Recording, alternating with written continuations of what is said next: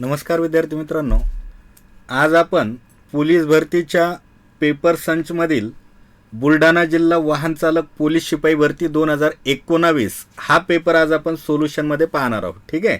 बाकी बऱ्याच जिल्ह्यांच्या आपण प्रश्नपत्रिका पाहिलेल्या आहेत. आज आपल्याला बुलढाणा जिल्हा आणि त्यामधील वाहन चालक या संदर्भामध्ये जे काही प्रश्न विचारलेले होते तर त्या प्रश्नांचं सोल्युशन आपल्याला या ठिकाणी पाहायचं आहे. तर चला मग पहिला प्रश्न घेऊ आपण. यामध्ये पहा, मराठीतला पहिलाच प्रश्न आलेला होता. प्रश्नपत्रिकेत पाहिला तर क्रमांक वेगळा असेल.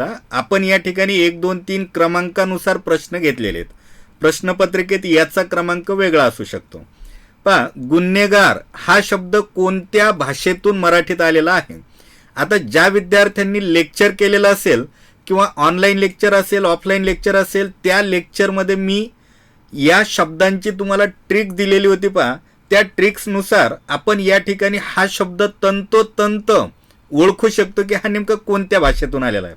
इथं तुम्हाला पर्याय पाहायचीच गरज नाही. अरबी, पोर्तुगीज, गुजराती का फारसी. पहा, एक ट्रिक्स तुम्हालाही सांगतो मी. पहा, गुन्हेगार हा शब्द तुम्हाला ओळखायला विचारलेला आहे. या ठिकाणी मी तुम्हाला ट्रिक्स अशी दिलेली आहे, जे क्लासमध्ये विद्यार्थी असतील त्यांना पाठ आहे, त्यांना तर हसू आले असेल हा प्रश्न पाहून. पहा, पारशा फडणवीसाचा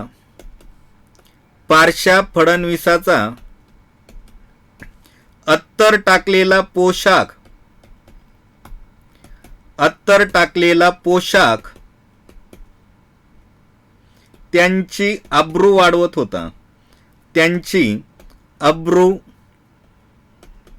वाढवत होता. परंतु कामगार व गुन्हेगार यांच्या खाना व सामानाची खरी हकीकत सौदागरलाच माहीत.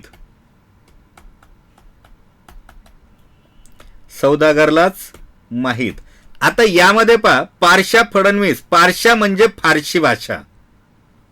मग फारसी भाषेमधून आलेले शब्द कोणते? फडणवीस, अत्तर, पोशाख, अब्रू, कामगार, गुन्हेगार, खाना, सामान, हकीकत, सौदागर. हे जे अंडरलाईन केलेले शब्द आहेत हे सर्व फारसी भाषेमधून आलेले आहेत.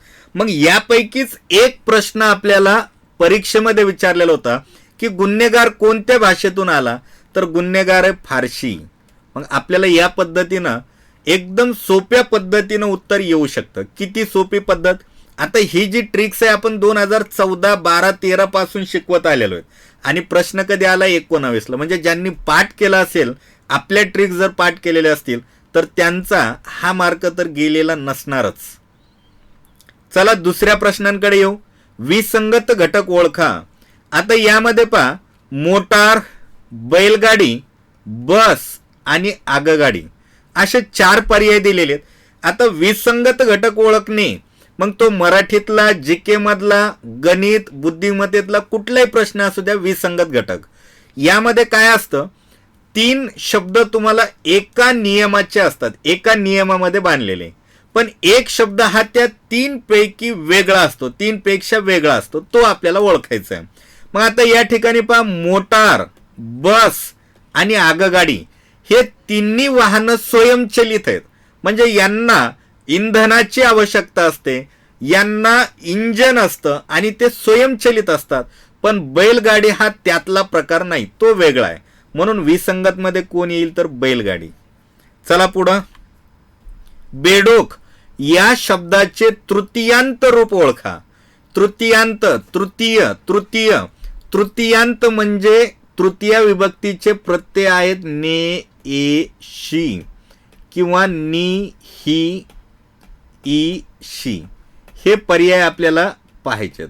म्हणजे बेडूक या शब्दाला यापैकी तुम्हाला पर्याय लावायचा आहे. बेडूक, बेडकाने अशा प्रकारे शब्द तयार होईल. बेडूक ने प्रत्यय लागेल त्याला. बेडकाने किंवा बेडकाशी किंवा बेडकांनी अशा प्रकारे. पण पर्यायामध्ये काय, बेडूकाने सामान्य रूपामध्ये त्याचं ऊ निघून जात असतं, म्हणून पहिला पर्याय तर नाहीच.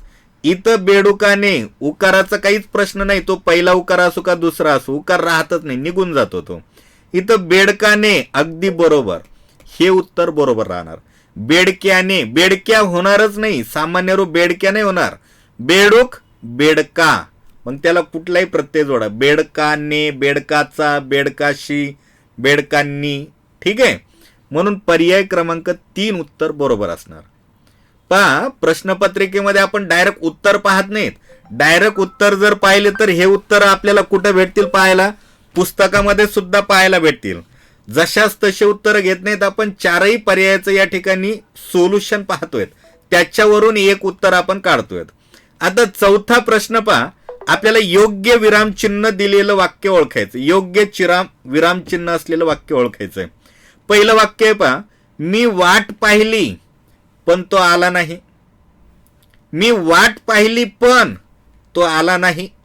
मी वाट पाहिली पण तो आला नाही. मी वाट पाहिली पण तो आला नाही.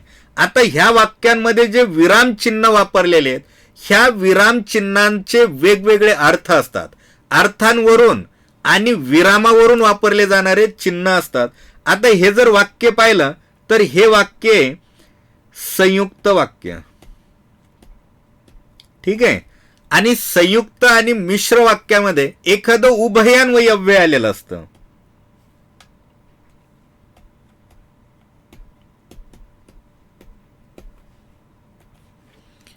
आणि उभयान्वयव्यय जर आलेलं असेल वाक्यामध्ये, किंवा एखाद्या उभयान्वयव्ययाने 2 वाक्य जोडलेले असतील, तर ते अर्धविरामाने जोडलेले असतात. अशा प्रकारे त्या ठिकाणी चिन्ह पाहिजे. मग आता या ठिकाणी कुठं चिन्ह दिसतंय? तशा प्रकारचं 2 नंबरच्या पर्यायामध्ये. म्हणून या प्रश्नाचं उत्तर पर्याय क्रमांक 2 राहील. ठीक आहे, आता इथं उद्गार चिन्ह दिलंय, उद्गार चिन्ह असण्याची गरजच नाही. इथं पूर्णविराम आहे, पूर्ण वेळ नाही थांबायचं आपल्याला. इथं कोणतंच चिन्ह नाही दिलं, म्हणजे हे सर्व बाकी तिन्ही विधानं चुकीचे आहेत. पर्याय क्रमांक 2 उत्तर योग्य. संधी ओळखायची, महेंद्र, महेंद्र शब्दामध्ये त्याची संधी आहे, महेंद्र. ठीक आहे, आता पहा, पहिला पर्याय दिलेला आहे मह अधिक इंद्र, हा चुकीचा पर्याय. दुसरा महा अधिक इंद्र, आता हा पर्याय बरोबर झाला असता, पण याच्यापासून महेंद्र हा शब्द तयार होतो. महा अधिक इंद्र बरोबर महेंद्र. ठीक आहे, कारण इथं आच्या समोर ई आलेला आहे, आणि आच्या समोर ई आला की त्याचा ए तयार होत असतो. ए, आपल्याला ए नाही, ई तयार होणारा पाहिजे. ई दुसरी वेलांटी आहे इथं, ई. मग ई केव्हा तयार होत असते? ई केव्हा तयार होते? नियम असा आहे पहा, ई कोणत्याही ईच्या समोर कोणताही ई आला तर त्याचा दीर्घ ई तयार होत असतो, आणि ही दीर्घरूप स्वरूप संधी आहे. दीर्घरूप किंवा दीर्घस्वर संधी हा प्रकार आहे. ठीक आहे, मग आपल्याला अगोदरही पहिला शब्द ई पाहिजे आणि पुढचा ई पाहिजे, त्याच्यापासून दीर्घ ई तयार होणार. मग इथं अ आला, आपल्याला ई पाहिजे, म्हणजे हा पर्याय चुकला पहिला. इथं आला, आपल्याला ई पाहिजे होता, म्हणून हाही पर्याय चुकला. पण मात्र आता इथं पहा, पहिली वेलांटी आहे आणि इथं दुसरी वेलांटी आहे. पुढं तर इंद्र आहे, यामध्ये काही वाद नाही. पुढचा ई आहे, यामध्ये काही वाद नाही. पण पहिला ई नेमका आता या ठिकाणी पहिल्या शब्दातला शेवटचा ई रस्व पाहिजे का दीर्घ? तर महेंद्र यामध्ये दीर्घ ई पाहिजे या ठिकाणी. मग दीर्घ ई अधिक रस्व ई बरोबर दीर्घ ई, म्हणून पर्याय क्रमांक 4 हे उत्तर बरोबर राहणार. पहा, आपण सोल्युशन पाहत असताना डायरेक्ट उत्तरावर येत नाहीत, तर बाकीचे 3 उत्तर का चुकीचे आहेत ते सुद्धा पाहतोय या ठिकाणी, म्हणजे तुमचा प्रश्न तो चुकणार नाही भविष्यात. हा, आता हा प्रश्न पहा. आता ह्या प्रश्नांना तुम्हाला पाठांतरच करावं लागणार. बाकी प्रश्न तुम्ही समजून घ्या, पण 6वा प्रश्न पहा. काही प्रश्न असे असतात की त्यांचे उत्तर तुम्हाला परफेक्टली पाठ पाहिजे, याच्यामध्ये लॉजिक लावता येत नसतं. 2004 साली मराठीचा साहित्य अकादमी पुरस्कार 12 मास या कादंबरीचे लेखक कोण? ठीक आहे, आणि याचं उत्तर आहे सदानंद देशमुख. सदानंद देशमुख. सदानंद देशमुख यांचं पुस्तक आहे, यांची कादंबरी आहे बारोमास. साहित्य अकादमी पुरस्कार हा भारतातील दुसऱ्या नंबरचा पुरस्कार आहे. दुसऱ्या नंबरचा, एक नंबरचा आहे ज्ञानपीठ, दुसरा आहे साहित्य अकादमी. हा पुरस्कार याची सुरुवात झालेली 1954 साली. 1954 पहिला पुरस्कार दिलेला आहे 55ला. हा पुरस्कार एकूण 24 भाषेमध्ये दिला जातो आणि प्रत्येक वर्षी प्रत्येक भाषेला दिला जातो. 24 भाषेमध्ये. मराठीतला पहिला मिळालेला आहे तर्कतीर्थ लक्ष्मण शास्त्री जोशी. तर्कतीर्थ लक्ष्मण शास्त्री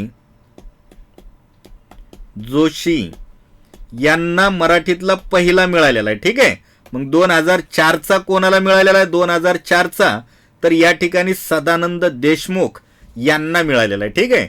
मग ह्या आता याच्यावर प्रश्न आला तर पुढच्या वर्षी तुम्हाला, आता या ठिकाणी 2004चा विचारलेला आहे, तर पुढच्या वर्षी तुम्हाला 5चा विचारल्या जाईल, 6चा विचारल्या जाईल. मग तुमचं काम आहे किमान 4-5 तर सोडून द्या, पण 2017 ते 2022 पर्यंतचे साहित्य अकादमी पुस्तकं आणि लेखकांची नावं तुम्हाला पाठच असायला पाहिजेत. करायलाच पाहिजे पाठ. हा प्रश्न तुम्हाला हमखास येतोच. ठीक आहे. आनंद यादव यांची झोंबी नटरंग नावाचा पिक्चर जो आलेला होता त्या यांच्या पुस्तकावर आधारित आहे. नरेंद्र जाधव यांचं आत्मकथन नेहमी विचारलं जातं, आमचा बाप आणि आम्ही. पाठच करा. पुस्तकं आणि लेखक त्यांची नावं पाठच असायला पाहिजेत. चला 7वा प्रश्न पहा. सदा सर्वदा योग तुझा घडावा. या वाक्यातील क्रियाविशेषण ओळखायचं आपल्याला. क्रियाविशेषण अगदी सोपं. ज्यावेळेस आता जे विद्यार्थ्यांनी आपलं लेक्चर केलेलं असेल, लाईव्ह ऑफलाईन जे काय असेल ते, त्यांना लक्षात असेल क्रियाविशेषण ओळखायचे कसे असतात. जर तुम्ही क्रियापदाला केव्हा, कोठे, किती आणि कसा, कशी, कसे ह्या शब्दांनी जर प्रश्न विचारला तर मिळणारं उत्तर हे क्रियाविशेषण असतं. विचारून पाहू मग. सदा सर्वदा योग तुझा घडावा. इथं तू आहे, हा प्रिंट मिस्टेक झालेली. तुझा घडावा. पा तुझा घडावा. कोठे घडावा? उत्तर मिळत नाही. किती घडावा? उत्तर मिळत नाही. कसा घडावा? उत्तर मिळत नाही. पण केव्हा घडावा? सदा सर्वदा. सदा सर्वदा म्हणजे सतत सतत योग तुझा घडावा. नेहमी नेहमी. म्हणून सदा सर्वदा हे झालं क्रियाविशेषण. काय दाखवलं जातं सदा सर्वदा मधून? काळ दाखवला जातो. काळ. म्हणून क्रियाविशेषणाचा प्रकार कोणता? कालवाचक क्रियाविशेषण. लक्षात येतंय का? या पद्धतीनं. चला 8व्या नंबरचा प्रश्न पहा. तू जबाबदारीने काम केले नाहीस. वाक्यामध्ये नाहीस हा नकारदर्शक शब्द आलेला आहे. नकारदर्शक शब्द म्हणजे हे वाक्य कोणतं झालं? नकारार्थी. ह्या वाक्याचं आपल्याला होकारार्थीमध्ये रूपांतर करायचं आहे.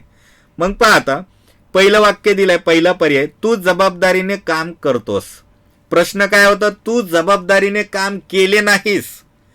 मग होकारार्थीचं नकारार्थी किंवा नकारार्थीचं होकारार्थी करत असताना एक नियम लक्षात ठेवायचा की वाक्याचा अर्थ बदलू द्यायचा नाही. वाक्याचा अर्थ न बदलू देता रूपांतर करायचंय. मग पहिलं वाक्य होईल का? प्रश्न असा होता तू जबाबदारीने काम केले नाहीस. मग तू जबाबदारीने काम करतोस होईल का? नाही होणार. चुकलं वाक्य. तू बेजबाबदारपणे काम केलेस म्हणजेच तू जबाबदारीने काम केले नाहीस. म्हणजेच कसे केले? बेजबाबदारीने केले. म्हणजे हे उत्तर मात्र बरोबर असू शकतं. तिसरं पहा. तू जबाबदारी ओळखली नाहीस. इथं नाही शब्द नसायलाच पाहिजे. आपल्याला होकारार्थी बनवायचं म्हणजे हे वाक्य अजिबात नसणार. तू जबाबदारीने काम करणारा आहेस. चुकीचं आहे. आपल्याला जबाबदारीने काम केले नाहीस च उत्तर पाहिजे आपल्याला. म्हणून हे येणार नाही है ना. तू जबाबदारीने काम केले नाहीस म्हणजेच बेजबाबदारीने काम केलेस. पर्याय क्रमांक 2. अर्थ न बदलू देता रूपांतर करायचंय. मग अर्थ जर बदलू द्यायचा नसेल तर वाक्यात आलेल्या शब्दाचे विरुद्धार्थी शब्द घ्या आणि विरुद्धार्थी शब्दावरून तुम्ही त्या ठिकाणी काय करू शकता? रूपांतर करू शकतात. पुढं चला 9वं वाक्य पहा. खालीलपैकी बिनचूक शुद्ध लेखन कोणते? बिनचूक. बिनचूक या शब्दाचा अर्थ पहा. बिनचूक म्हणजे चूक नसलेले, चुकीशिवाय है ना, म्हणजे चूक नसलेले शुद्ध लेखन ओळखायचंय है ना. हा शब्द नसता टाकला तरी जमला असतं, पण कन्फ्युजन करण्यासाठी टाकलेला आहे तो शब्द. खालीलपैकी शुद्ध लेखन कोणते, म्हणजे शुद्ध शब्द ओळखायचा आहे. पूरस्थिती, पूरस्थिती, पूरस्थिती आणि पूरस्थिती, चारही शब्दांचा जर उच्चार पाहिला तर सारखाच आहे. चारही शब्दांचा उच्चार सारखाच आहे. ठीक आहे. पण याच्यामध्ये पहा, आता पहिल्या दोन शब्दांचं निरीक्षण करू. पूर, पूर, इथं पूर, इथं पूर. मग पहिल्या दोन शब्दांचं, पहिला पूर आहे अशा प्रकारे आणि एक पूर आहे अशा प्रकारे. मग आता निरीक्षण करा. पूर हा जो शब्द आहे दुसरा उकार असलेला, तर त्याचा अर्थ होतो गाव. पूर म्हणजे गाव. आणि पहिला पूर म्हणजेच पाण्याचा जो पूर येत असतो, ओढा येत असतो, तो पूर है ना. पाण्याचा पूर, त्याला आपण काय म्हणतो, भरती. ठीक आहे. जे पाण्याचा पूर येत असतो तो. म्हणून आपल्याला पूरस्थिती म्हणजे गावाची स्थिती नाही पाहिजे, पूरस्थिती म्हणजे पाण्याची स्थिती है ना. म्हणून हा पूर पाहिजे, पहिला पूर. मग पहिला पूर कुठे कुठे, पहिल्या पर्यायामध्ये आणि चौथ्या पर्यायामध्ये, म्हणजे दुसरा आणि तिसरा पर्याय तर कटला इथं. मग आता पूर ओळखला तर स्थिती ओळखा. तर स्थिती हा शब्द या पद्धतीने लिहिला जातो. मग पूरस्थिती एकमेकांना जोडा शब्द. हा शब्द अशा प्रकारे शुद्ध आहे. पूरस्थिती, पर्याय क्रमांक 1, पूरस्थिती. समजलं का? काही शब्दांची फोड तुम्ही अशा प्रकारे सुद्धा करू शकतात. ठीक आहे. चला, पाळणा या ठिकाणी 10वा शब्द, 10वा प्रश्न पहा. पळाला म्हणून बचावला, पळाला म्हणून बचावला या वाक्यातील म्हणून हे उभयान्वयी अव्यय कोणते आहे, कोणत्या प्रकारचं आहे. आता पहा, उभयान्वयी अव्ययाचे दोन प्रकार पडतात, पाहिलेलं होतं. एक प्रधानत्व सूचक आणि एक गौणत्व सूचक.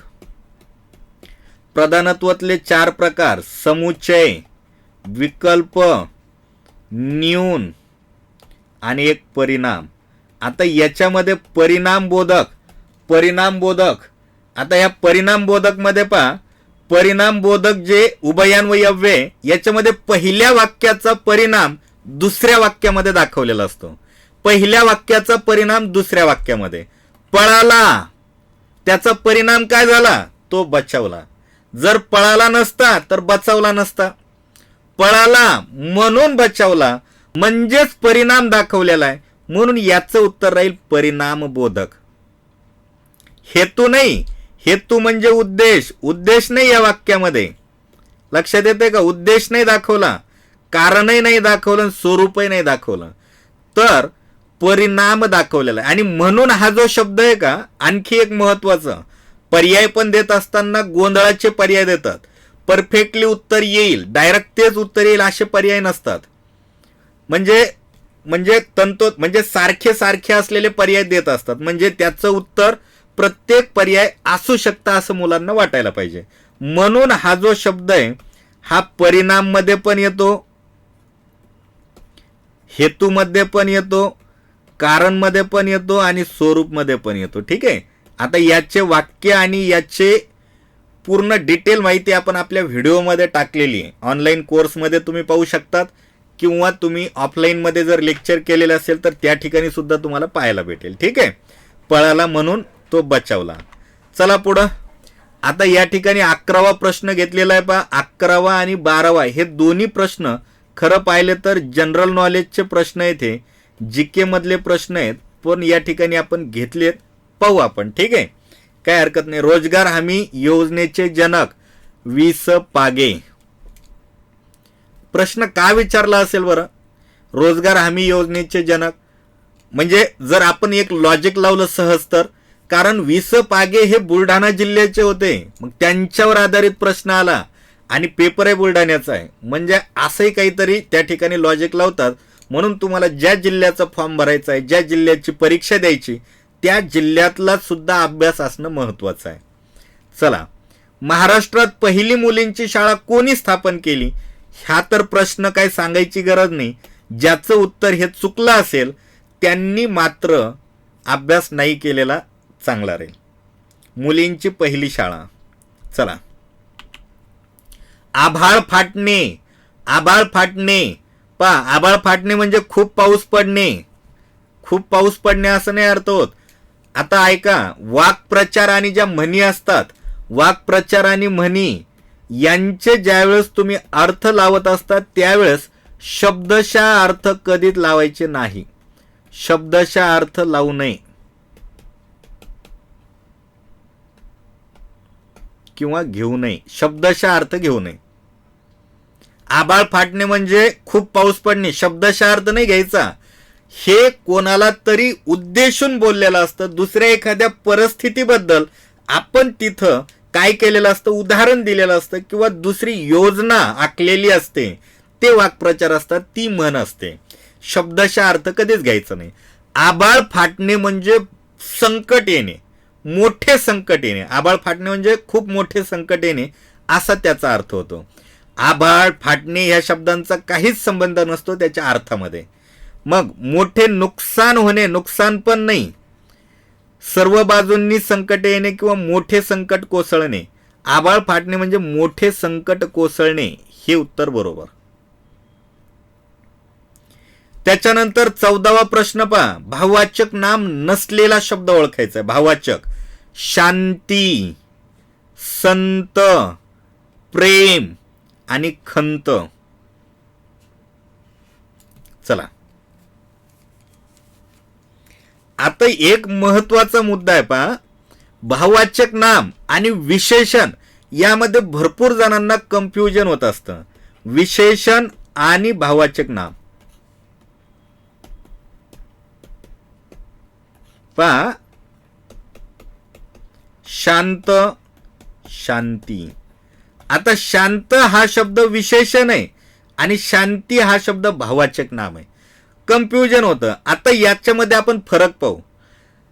जर एखादा शब्द विशेषण आहे किंवा नाही हे ओळखायचं असेल तर त्याच्या पुढे एखादा शब्द टाकून पाहायचं, मनानं शब्द टाकायचा.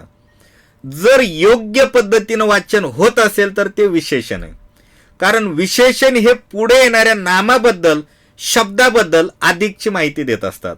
शांती मंडळी जमल का नाही. संत मंडळी, संत मंडळी म्हणजे संत हा शब्द पुढे येणाऱ्या नामाबद्दल अधिकची माहिती द्यायला आहे, म्हणजे हे भाववाचक नाम नाही, हे झालं विशेषण. प्रेम मंडळी, खंत मंडळी म्हणजे बाकी कुठलाच शब्द पुढे येणाऱ्या नामाबद्दल अधिकची माहिती देऊ शकत नाही, म्हणजे ते खुद स्वतः नामे आहेत.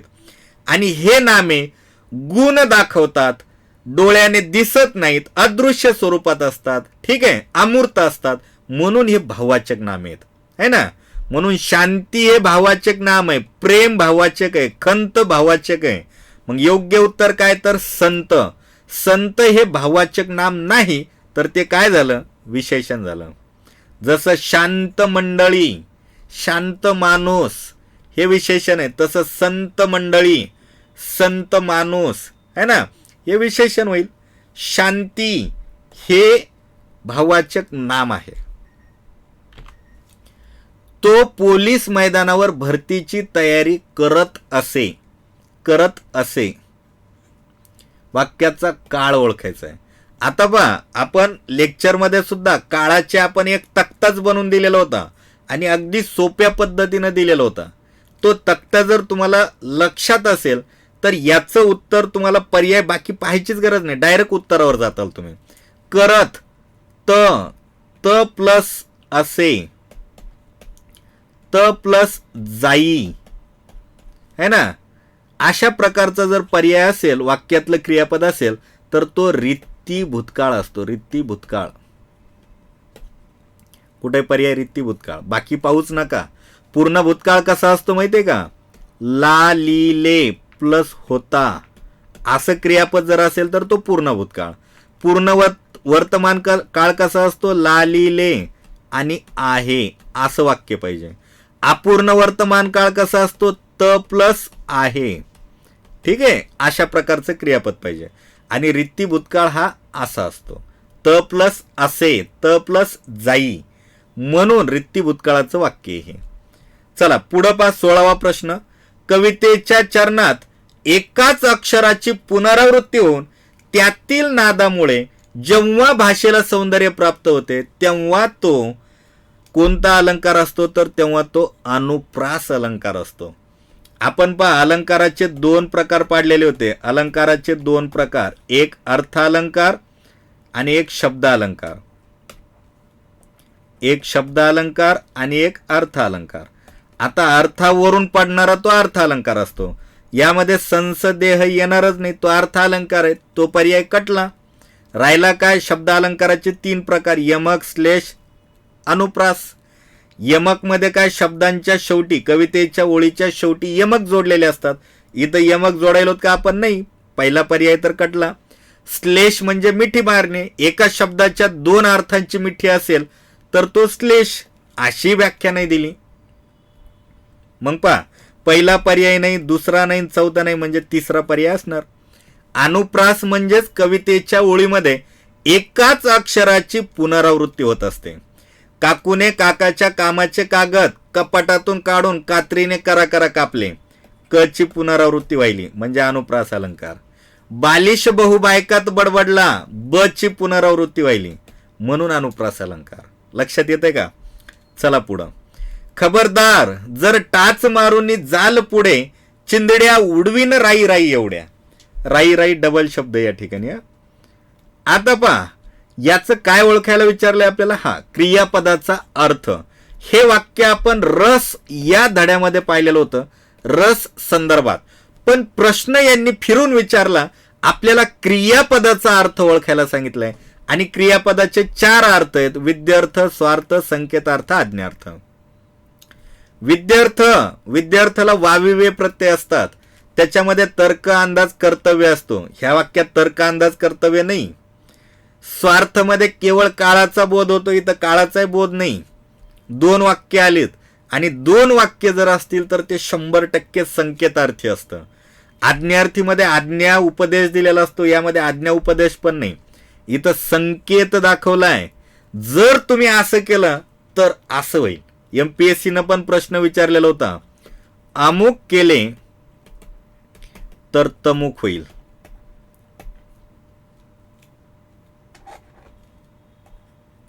अमुक केले तर तमुक होईल, अशी वाक्यरचना संकेतार्थी क्रियापदाची असते. मग जर टाच मारून तुम्ही पुढे जाणार असताल तर चिंदड्या उडवून टाकू आम्ही राई राई एवढ्या. जर तरच वाक्य संकेतार्थी वाक्य. चला पुढं. पंकज, पंक म्हणजे चिखल, चिखल. आणि ज म्हणजे जन्मने. ठीक आहे, म्हणजेच काय? चिखलात जन्मलेले. शब्दाचा योग्य अर्थ सांगा. चिखलात पडलेला नाही, चिखलात माखलेला नाही, चिखलात जन्मलेला. पर्याय क्रमांक 3 बरोबर. ज म्हणजे जन्मने, चिखलाशी संबंध नसलेला, याचा तर काही संबंधच नाही. ठीक आहे, ज म्हणजे जन्मलेला. अग्रज आधी जन्मलेला, अनुज नंतर जन्मलेला, द्विज 2दा जन्मलेला. तसं पंकज पंकात जन्मलेला, पंक म्हणजे चिखलात जन्मलेला. म्हणीचा योग्य अर्थ ओळखायचा आहे. आग सोमेश्वरी, बंब रामेश्वरी. आधी सांगितलेलं होतं मन आणि वाक्प्रचार जो असतो त्याच्यामध्ये शब्दाचा अर्थ नाही घ्यायचा. इथं सोमेश्वर, आग, बंब, रामेश्वर ह्या शब्दांचा अर्थाचा काही संबंध नाही. इथं तशी युक्ती जोडलेली, आपण जुळवलेली असते. आग सोमेश्वरी म्हणजे आग सोमेश्वरामध्ये लागली आणि बंब कुठं पाठवलाय आपण? रामेश्वरामध्ये. म्हणजे काय? तर गरज एका ठिकाणी आहे, गरज एका ठिकाणी आणि मदत पाठवली दुसरीकडे. आग लागली सोमेश्वरात आणि बंब पाठवलाय रामेश्वरात. म्हणजे गरज एका ठिकाणी आणि मदत दुसरीकडेच, हा अर्थ या ठिकाणी होतो. गरजेच्या ठिकाणी मदत करायची सोडून भलतीकडेच मदत पाठवणे हे त्याचं योग्य उत्तर. पहा, किरकोळ संकटातून बचाव करण्याचा प्रयत्न नाही, बोलल्यानुसार कृती करणे नाही, इतराच्या कष्टांचा गैरफायदा घेणे, काहीच नाही. पहिलं पर्याय अगदी बरोबर. मराठी भाषेतील पहिले वृत्तपत्र कोणते? दर्पण. सांगायचीच गरज नाही. कोणी? बाळशास्त्री जांभेकर. कर्त्याची व कर्माची क्रियापदाशी जी जुळवणी किंवा ठेवण किंवा रचना असते त्याला प्रयोग म्हणतात. प्रयोग. कारण प्रयोगामध्ये कर्ता, कर्म आणि क्रियापद यांचाच परस्पर संबंध असतो. समासामध्ये शब्द आलेले असतात मित्रांनो. शब्द. आपल्याला कर्ता कर्म पाहायचं म्हणजे वाक्य, आणि वाक्य हे प्रयोगाचं असतं. क्रियाविशेषण हाही शब्द आहे आणि संधीमध्ये शब्द आलेले असतात. आपल्याला कर्ता कर्म क्रियापद पाहायचं आहे. समासात कर्त्या कर्माची काही गरज नसते, क्रियाविशेषणातही नसते आणि संधीमध्ये कर्त्या कर्माची गरज नसते. म्हणजे व्याख्या तुम्हाला माहिती नसली तरी तुम्ही पर्यायावरून ओळखू शकतात की प्रयोगामध्येच वाक्यामध्ये कर्ता कर्म क्रियापद आलेलं असतं, म्हणजे त्याला प्रयोग म्हणतात. लुच्चेगिरी शब्दाचे लिंग कोणते? ती लुच्चेगिरी. ती लुच्चेगिरी. मग तीनं स्त्रीलिंगी शब्द ओळखतात. अशा प्रकारे 22 प्रश्न या ठिकाणी 22 प्रश्न बुलढाणा पोलीस शिपाई चालक पदासाठी हा पेपर होता. यामध्ये 2 प्रश्न तर जीकेचेच घेतले, म्हणजे मराठी कितीला विचारलेली होती? 20 प्रश्नांसाठी. तसं तुम्हाला म्हणजे स्वरूप पण दिलेलं होतं की मराठी 20 मार्काला येईल. इथं आपण टाईप करताना 2 जीकेचे प्रश्न आले, आपण घेतले. या ठिकाणी हा पेपर संपला. पुढच्या व्हिडिओमध्ये पुढचा जिल्हा असेल. ठीक आहे, थांबू या ठिकाणी आपण. धन्यवाद.